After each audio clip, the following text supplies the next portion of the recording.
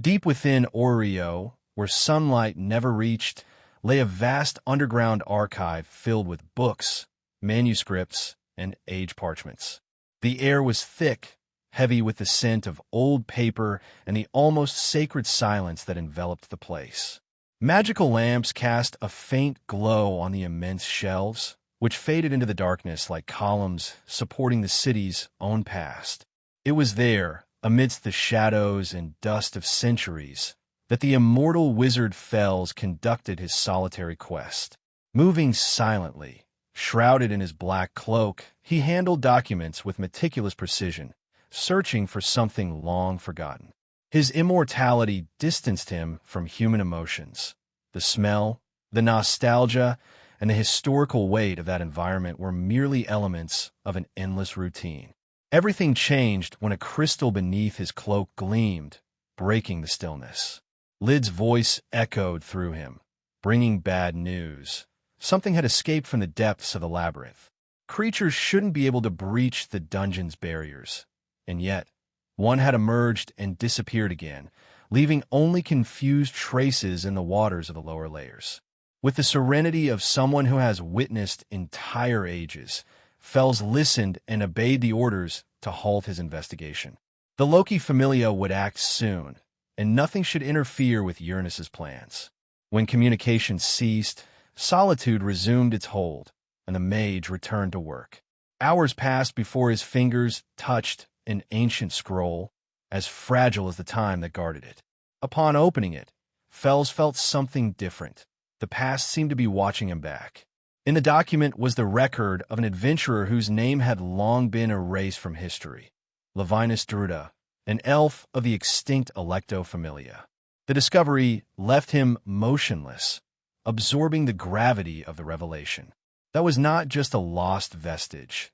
It was the confirmation of an ancient premonition, perhaps the first indication of what Urano called the trigger of the end.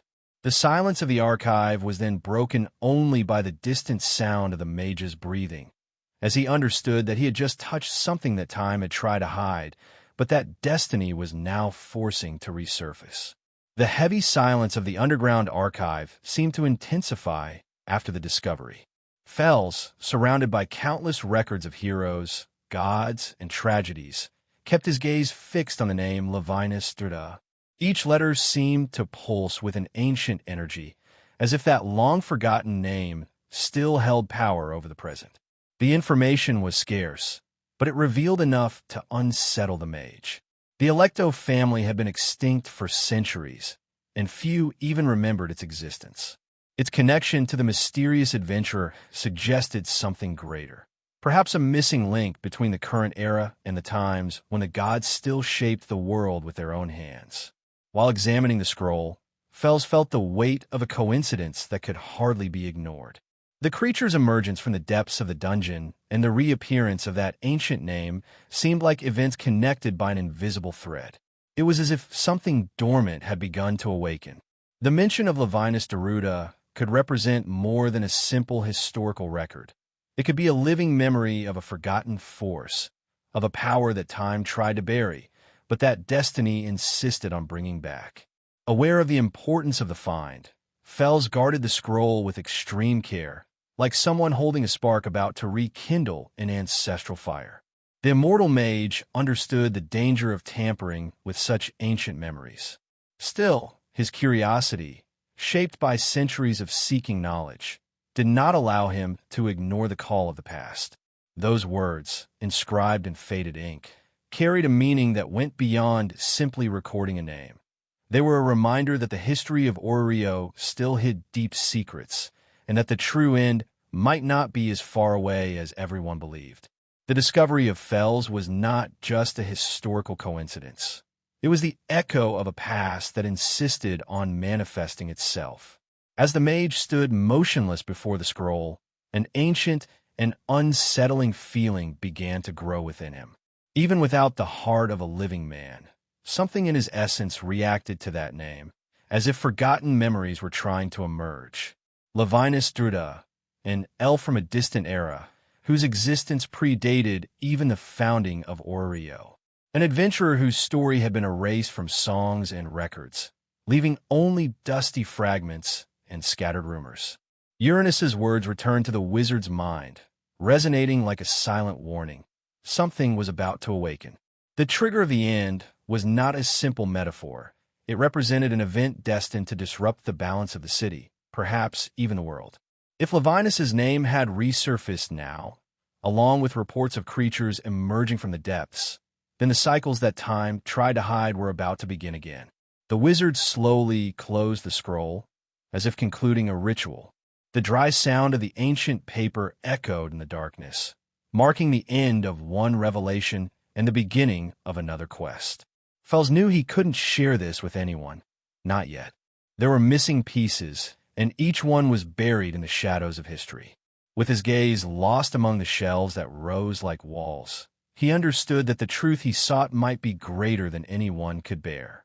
While the crystal beneath his cloak remained silent, reflecting a pale light onto the guarded parchment, Fels turned his back to the shelves and walked slowly toward the exit. The sound of his footsteps mingled with the distant murmur of the city above, a city that slept, oblivious to the fact that, in the forgotten depths of its foundations, the past had just awakened. As he left the underground warehouse, Fels felt the weight of the discovery accompany him like a silent shadow. Each step he climbed seemed to echo with the sound of time, as if the past itself were watching him. The cold air of the catacombs gave way to the slightly more vibrant atmosphere of the guild headquarters, but the mage knew that nothing there was truly peaceful.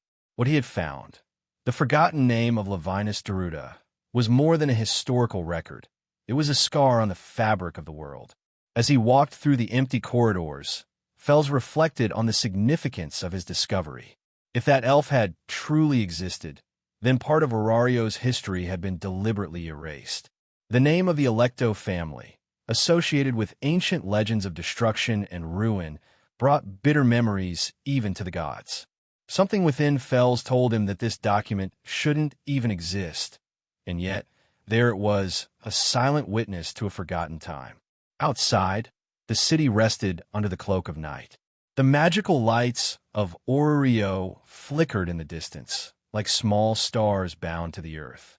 Fels raised his gaze toward the Tower of Babel, the landmark that stood above the entrance to the dungeon, the same place where the echoes of the past and the future met. He knew that the balance of that world was fragile, and that the mere resurgence of a name could alter the fate of all. Holding the scroll firmly, the mage returned to his usual silence.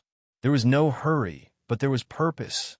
Each revelation required time, and each answer brought new questions. What did Levinus Deruta represent? Why had his name been buried?